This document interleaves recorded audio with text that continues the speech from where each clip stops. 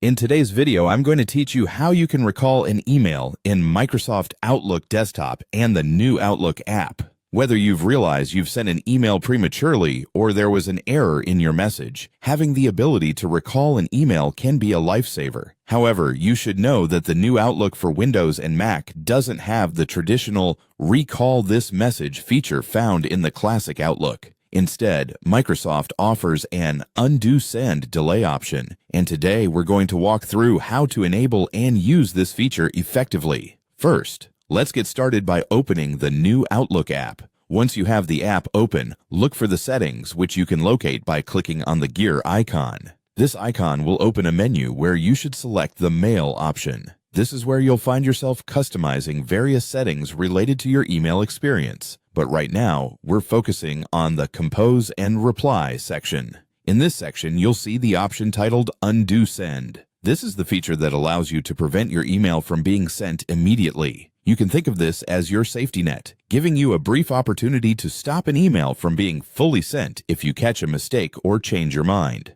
Once you've located the Undo Send feature, you'll notice there's a slider. This slider lets you set a delay time for sending emails, up to 10 seconds. Move the slider to your desired delay time. You might want to set it to the full 10 seconds to give yourself plenty of time to react. Once you've adjusted it to your preference, make sure to hit the Save button. This step is crucial because unless you save your changes, the settings won't take effect. Now, let's talk about how this works after you've enabled it. Whenever you send an email, you'll notice an Undo option appearing at the bottom of your screen.